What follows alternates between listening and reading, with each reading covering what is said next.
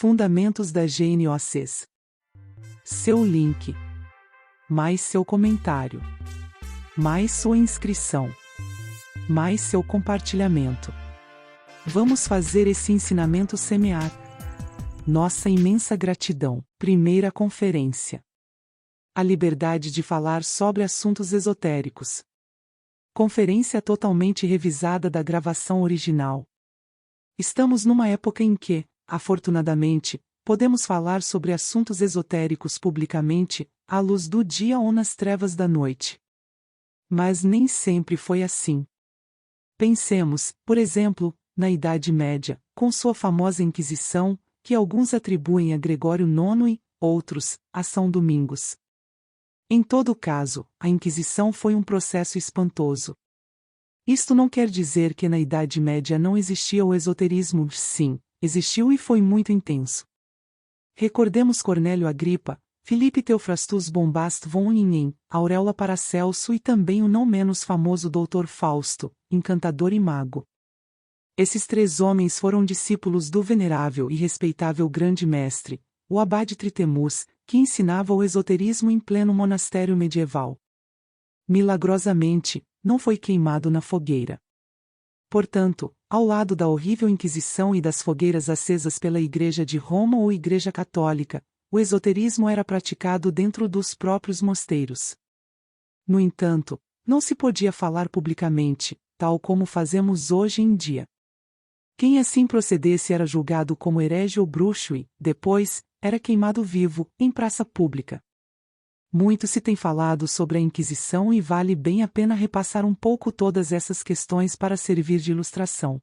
Naquela época, afirmavam que a filha de um conde era sequestrada diariamente por pessoas do aquelarre e levada para participar do sabat. Isso ocorreu no século XV. A partir daí, a Igreja Católica acendeu suas fogueiras com um furor espantoso. Milhares de pessoas, acusadas de bruxaria, eram queimadas vivas e fato lamentável, não é mesmo? Por aí não faltam, entre tantos que escreveram sobre a Inquisição e o Santo Ofício, quem tenha descrito, com minuciosidade de detalhes, as torturas inquisitórias. Lembremos certo autor que chegava a dizer o seguinte: como acontecia que as bruxas, ao serem jogadas na água, não se afogavam, mas flutuavam porque os demônios as ajudavam, era preciso, então, submetê-las a outras torturas. Alguns inquisidores sugeriam que o acusado de bruxaria e heresia fosse amarrado com as mãos para trás, com o corpo sustentado por um cabo preso ao púlpito, para que flutuasse pendurado em uma corda. Imaginem vocês esse tipo de martírio, quão espantosas dores sentiam as vítimas. O inquisidor afirmava que esse sistema era magnífico porque o acusado de feitiçaria, nessas circunstâncias, por si mesmo, através de sua bruxaria e com a ajuda do demônio, retornaria ao púlpito. Com isso, o bruxo entregava-se, ou seja, confessava seu delito. A Inquisição também chegou à Turquia, apesar de os turcos serem, antes de tudo, maometanos. Alguns desses escritores inquisitoriais, ao descreverem as torturas, diziam que levantavam as unhas dos bruxos e colocavam pregos para que sentissem terríveis dores, prendiam-nos na torre de martírio e queimavam-lhes os pés, pois tudo isso era parte da justiça divina e humana. Pensem vocês nessa maldade criminosa, nesse sadismo espantoso da Inquisição. Num desses casos, acusaram um pobre padre que cometeu o despropósito de confessar que há 40 anos vinha mantendo relações sexuais com uma mulher-demônio. O bom ancião, já com seus 90 anos, foi jogado na fogueira. Outro caso é o de um monge que se dizia sempre acompanhado por uma mulher-demônio, invisível, e que há anos vivia copulando com ela. Essa declaração foi suficiente para que ele fosse incinerado vivo em uma dessas terríveis fogueiras da Inquisição. Entre todas as datas de febre da Inquisição, existe uma que diz que, na Alemanha, uma pessoa que andava por um bosque encontrou-se com um grupo de pessoas que participavam de um sabat. Quando essas pessoas se sentiram descobertas, obviamente, submergiram-se completamente na quarta vertical e desapareceram. No entanto, deixaram no solo uma taça onde figuravam distintos nomes de personalidades famosas. Evidentemente, e não era para menos, a taça foi parar nas mãos dos inquisidores e todas as pessoas cujos nomes estariam relacionados aí foram queimadas na fogueira. Falavam também que os papas Silvestre e Leão Magno eram considerados bruxos, além de muitas outras coisas. Em todo caso, as fogueiras da Inquisição, agindo em pleno furor, foram terríveis. Não negamos que tenham existido aquelarres, mas também muita gente acusada de heresia foi queimada, inclusive muitos gnósticos. Temos o caso dos albigenses que foram queimados na fogueira e diversas comunidades esotéricas como os templários, condenados por heresia e bruxaria, também foram perseguidos. Todavia, os cavaleiros templários continuaram atuando secretamente. Entre tantos relatos da Idade Média, figura aquele em que o diabo aparecia diante dos bruxos, diante das harpias e dos zangões sob a forma de um bode, de um gato negro, ou de um fantasma. Todos aqueles que pregavam culto tinham o direito de participar dos aquelarres. Falar disto hoje, em pleno século XX, considerado como século das luzes, ainda que de luz não tenha nada, torna-se um pouco extemporâneo, algo como que fora da onda, sobretudo nesta época em que se fala sobre átomos, raios alfa, beta, gama e sobre raio laser que, em poucos segundos, chega à Lua. Não obstante, a bruxaria realmente existiu. O Papa Gregório IX trovejava e relampagueava, lançando seus anátemas contra os bruxos. Ele dizia que o alto clero estava cheio de bruxos que lançavam raios, faziam chover granizo e faziam as colheitas se perderem. Em síntese, a fogueira com todos eles. Quando havia alguma tempestade muito forte diziam que a culpa era deles, e quando havia por aí qualquer pessoa de quem suspeitassem, sem mais nem menos, atiravam-na dentro da fogueira. Desse modo, morreram milhares de pessoas anualmente, deixando toda a Europa enlutada porque, para os inquisidores, todos eram bruxos. Até mesmo o famoso Dr. Bacon foi julgado como bruxo e, embora não o queimassem vivo, tiraram-lhe a liberdade e o prenderam em um calabouço da Inquisição, onde morreu. Ainda, não sei como explicar como o Dr. Fausto escapou dessa armadilha e, sendo tão famoso, guiou-se da Inquisição, pois possuía poderes extraordinários. Quanto a Cornélio Agripa, que parecia um vagabundo e andava sempre errante de cidade em cidade, foi acusado de ser bruxo, feiticeiro e coisas semelhantes, jamais foi apanhado pelos senhores do Santo Ofício. Na Alemanha existia um bruxo que, segundo diziam, em pleno meio-dia se levantava do solo e, depois de flutuar, penetrava na quarta vertical diante de muitas pessoas, ante o veredicto solene da consciência pública. Sua mulher, muito assustada, tratava de prendê-lo pelos pés enquanto as pessoas enfurecidas desembainhavam suas espadas para feri-lo, não obstante, nem a espada conseguia feri-lo. O que aconteceu com esse bruxo? Ninguém sabe. Existiram alquimistas muito famosos, como o grandioso Nicolas Flamel, que escreveu magníficas obras e fez tanto pela humanidade. Ele ensinou, detalhadamente, todas as etapas da grande obra e, por milagre, não caiu nas garras da Inquisição. Não foram atingidos também nem Sendivogius e nem o famoso Raimundo Lulio. Este último morreu vítima de apedrejamento em uma cidade árabe, depois de ter ministrado seus conhecimentos aos mouros, no afã de levar o cristianismo esotérico para o povo árabe. Se ele houvesse ensinado sua doutrina aos sufis, nada de mal lhe ocorreria, mas, desafortunadamente, dirigiu-se a pessoas fanáticas que nada sabiam sobre o esoterismo e que o mataram a pedradas. Acerca de Nicolas Flamel, famoso alquimista medieval, afirmo que ele ainda vive e goza de perfeita saúde, porque possui o elixir da longa vida. Enfatizo, por conseguinte, para que fique gravado o que estou dizendo, que Flamel ainda vive e goza de perfeita saúde.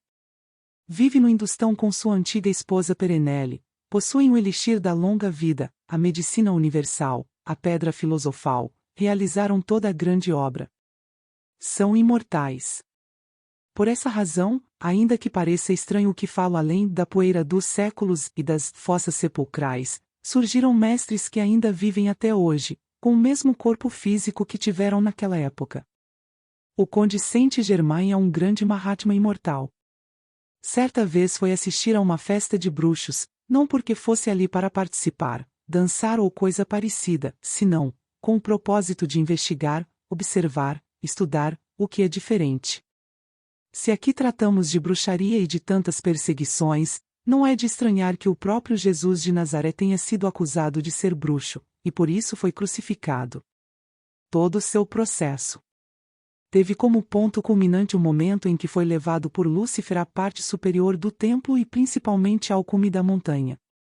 Fica demonstrado que Lúcifer, que não é senão o reflexo do Logos em cada um de nós, possui tremendos poderes.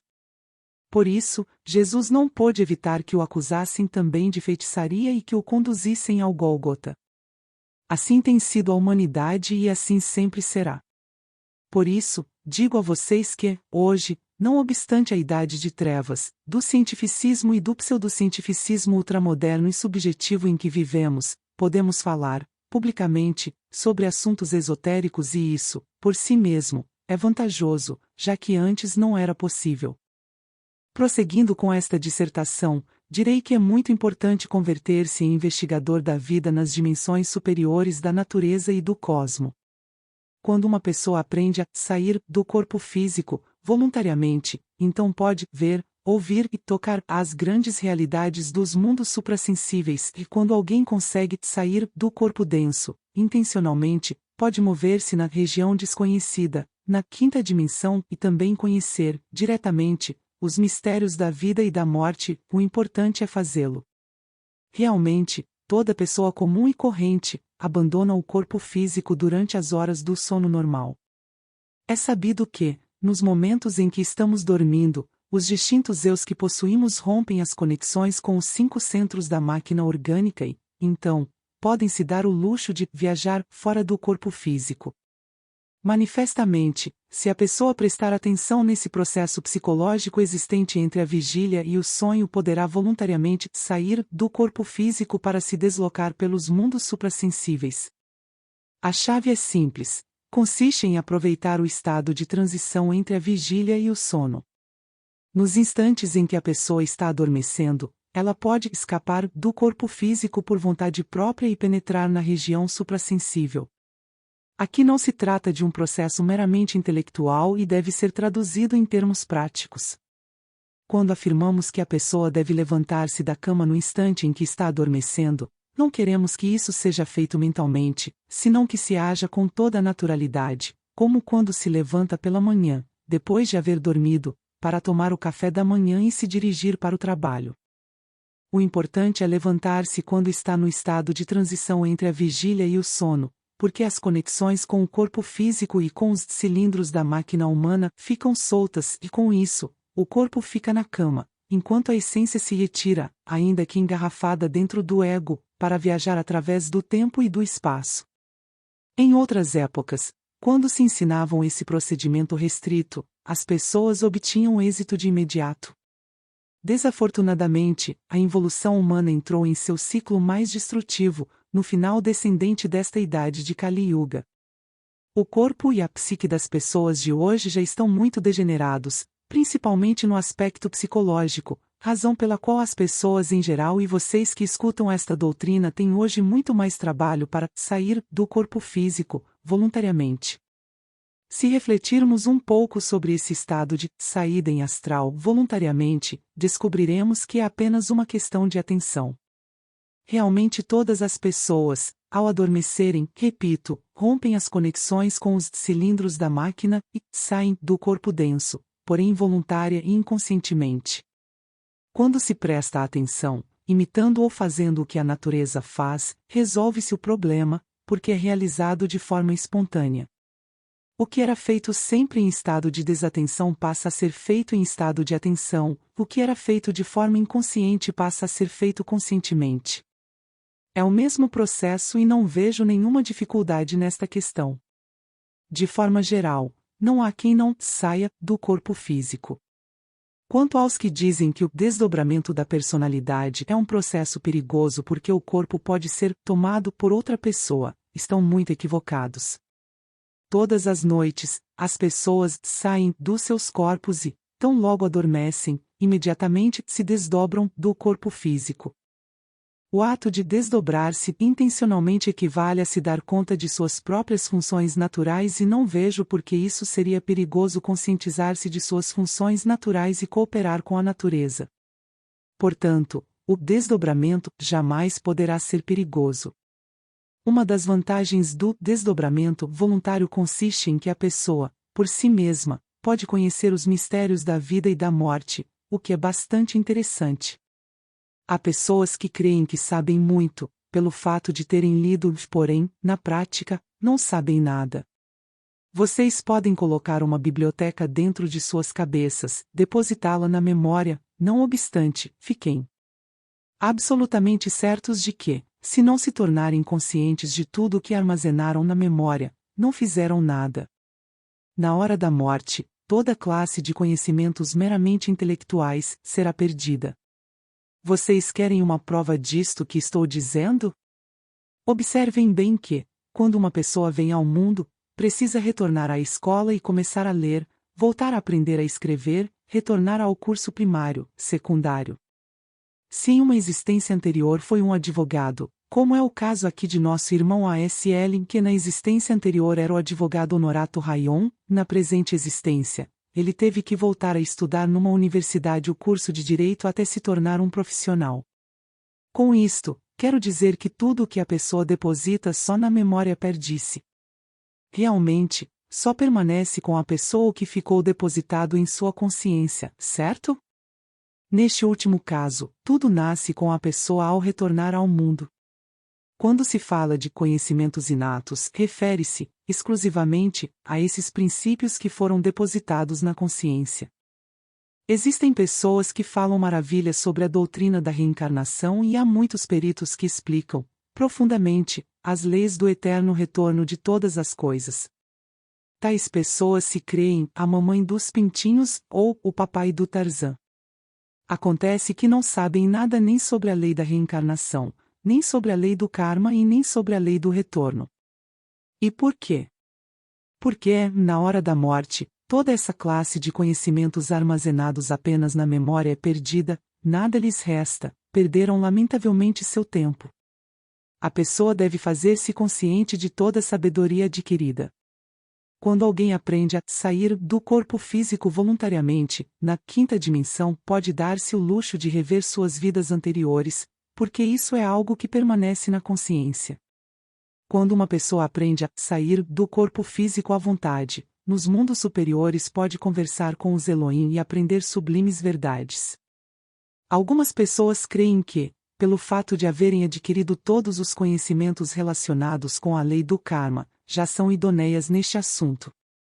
No entanto, se elas jamais em suas vidas penetraram, conscientemente, no palácio de Anubis, se nunca negociaram no templo de Anubis seus próprios karmas, se não revisaram seus livros da vida, o que realmente sabem sobre a lei do karma? Nada, absolutamente nada. Desse modo, despertar a consciência é vital, fundamental. Afortunadamente, repito, estamos nesta época moderna.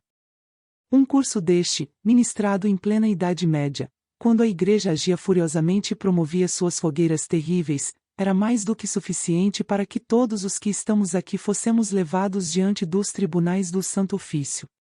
Embora seja certo que estamos, hoje, numa época de obscurantismo, pelo menos, pode-se falar publicamente acerca destes assuntos sem que ninguém nos acuse de bruxo. Nesta situação, devemos aproveitar esta brilhante oportunidade para despertar a consciência, o que é essencial. Enquanto uma pessoa não despertar, nada saberá. O que poderia saber um adormecido? Sair voluntariamente do corpo físico é interessantíssimo porque implica, de fato, um impulso para o despertar. Não é estranho que, em épocas antigas, nos tempos medievais, existissem pessoas que colocavam o corpo físico na quarta vertical, como foi demonstrado por Jesus de Nazaré ao caminhar sobre o mar da Galileia. Na Idade Média, se Jesus realizasse esse prodígio, seria levado ao tribunal do Santo Ofício. É certo também que, depois que a pessoa aprender a sair do corpo físico, conscientemente, pode dar-se o luxo de passar para um estágio mais avançado desse conhecimento. Ainda que pareça difícil ou estranho para muitos, se a pessoa, ao estar fora do corpo físico, pedir ao anjo da guarda que traga diante dela o corpo que ficou adormecido na cama. Vocês fiquem completamente seguros de que ela será assistida, e o anjo da guarda poderá levar, realmente, o veículo físico até o lugar solicitado. A pessoa pode mover-se com seu corpo denso na quinta dimensão para, depois, regressar à sua casa e ao seu leito. Agora já não há mais perigo como na época inquisitorial em que um marido ofendido não tinha nenhum inconveniente em denunciar a sua mulherzinha. Acontecia que aquele bom senhor, ao adormecer, não suspeitava nada da esposa, porém, ao acordar, não a encontrava na cama. A princípio pensaria, francamente, que ela lhe estava pondo um par de chifres, e é claro que ficava aborrecido. A esposa, percebendo que o marido desconfiava de suas escapadas noturnas, e o pior é que ele a estava julgando equivocadamente, via-se obrigada a confessar que participava do sabat, e até lhe ensinava algumas fórmulas para transportar o corpo. Como aprendiz de bruxo, o marido assim procedeu e transportou seu corpo. Na Idade Média havia mais fé, isso não se pode negar, a fé é essencial. Dizem os cronistas inquisitórios que aquele casal participou da festa dos bruxos. Quem poderia negar? O mais grave sucedeu quando ele regressou à sua casa, espantado, horrorizado, apresentou denúncia formal ao tribunal do Santo Ofício, e a pobre mulher foi queimada na fogueira. Desse modo, irmãos, discorri sobre tudo isso, para fazer vocês entenderem como o esoterismo, que em outras épocas era ensinado com tanta dificuldade e secretamente, hoje pode ser divulgado publicamente.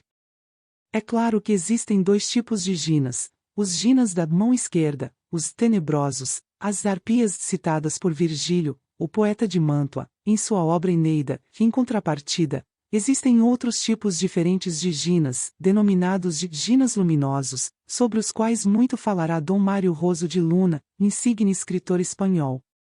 Ele menciona, por exemplo, os tuatas de Danann que levaram à Irlanda, entre seus objetos preciosos, 4 símbolos extraordinários: a lança de aço, a lança de Longinus ou lança de Minerva, que é um símbolo fálico extraordinário, uma grande taça simbolizando o Ioni, a maravilhosa Pedra da Verdade e também a espada flamígera. Dizem que esses jinas luminosos fundaram na Europa 4 cidades mágicas. Ninguém pode negar que eles fugiram da Irlanda, mas quando regressaram, declararam formalmente guerra aos magos das trevas, sobre os quais triunfaram. Depois que a Atlântida submergiu, ninguém soube mais nada acerca desses jinas brancos. Compreendo que eles ficaram, definitivamente, na quarta vertical, com corpo físico e tudo. Pessoalmente, conheço uma raça formidável de jinas que vive com o corpo físico na quarta vertical. Os homens e mulheres dessa raça são belíssimos, formam preciosos lares e adoram seus filhos. É uma raça humana, que está bem próxima à nossa, aliás, está em todas as partes porque, se nós vivemos aqui neste mundo tridimensional, eles vivem na quarta vertical com corpo de carne e osso. Repito, eles bebem, reproduzem-se, não saíram do paraíso, vivem em estado paradisíaco, são felizes, razão pela qual os denominamos jinas brancos. Consequentemente, se alguém aprender a sair do corpo físico à vontade, será muito importante, para poder estudar, diretamente, os mistérios do universo ou o ritual da vida e da morte enquanto chega o oficiante. Quando se aprende a manejar o corpo físico em estado jinas, ainda melhor, porque o corpo físico possui muitas faculdades que, ao serem desenvolvidas, o tornam maravilhoso. Com esse corpo a pessoa pode colocar-se em contato com raças e povos que vivem na dimensão desconhecida. Porém, se vivermos unicamente engarrafando teorias e mais teorias, se não realizarmos nada de prático, se não nos conscientizarmos daquilo que estamos estudando, deixando tudo exclusivamente na memória, tudo se perderá inevitavelmente. A memória é o princípio formativo do centro intelectual. Quando se busca algo mais, quando se anela, através da meditação, fazer-se consciente daquilo que está depositado na memória, como por exemplo, dos assuntos da última cátedra que ministramos ou do último livro esotérico, esses valores passam ao setor emocional do centro intelectual. Quando alguém quer conhecer o profundo significado de tais conhecimentos, quando se entrega à meditação com emoção profunda e grande anelo, tais conhecimentos passam ao centro emocional propriamente dito, situado no coração. Nesse caso, a pessoa passa a senti-los no fundo da alma. Por sua vez, quando se quer, realmente, penetrar com anelo bem profundo, vivenciando-os intimamente os valores cognoscíveis, estes ficam depositados na essência ou consciência. Nesse caso, nunca serão perdidos e a essência se enriquecerá. Portanto, esta é a forma de nos conscientizarmos dos próprios conhecimentos gnósticos que vamos recebendo. A meditação é formidável também para nos conscientizarmos dos próprios conhecimentos, porém não cometamos o erro, repito, de deixar os conhecimentos depositados, exclusivamente, na memória, porque se assim procedermos, no momento da morte, nós os perderemos. Isto é indispensável: meditar sobre os conhecimentos, compreendê-los, refletir sobre eles. Pergunta: Mestre, o que o Senhor acaba de expor neste momento, penso que constitui, no fundo, o processo que integra a teoria do conhecimento gnóstico. Minha pergunta é se este aspecto tem alguma relação com a percepção transcendental a que se refere Kant em sua Crítica da Razão Pura. Resposta: bom, Kant em sua obra Crítica da Razão Pura faz uma plena diferenciação entre o que são os conceitos, propriamente ditos, com conteúdos elaborados diretamente com as informações recolhidas pelos 5 sentidos e o que são os intuitos. Obviamente, os intuitos descendem do alto, do céu de Urânia, convertendo-se em mecanismos sobre os quais se baseia a razão pura. É claro que a razão pura, em si mesma, é a razão objetiva, totalmente diferente do racionalismo subjetivo. Com o racionalismo subjetivo não podemos conhecer a coisa em si sobre a qual falará Immanuel Kant, o filósofo de Königsberg. Por outro lado, mediante os intuitos e através da razão pura, sim, é possível conhecer a coisa em si. Analisada a questão deste ponto de vista, observamos que, quando um conhecimento se torna consciente, obviamente, converte-se em um intuito que serve de fundamento para a razão pura. A razão pura nos dá a percepção extraordinária da coisa em si. É assim como devemos compreender esta questão à luz da filosofia kantiana. Com isto, dissemos tudo.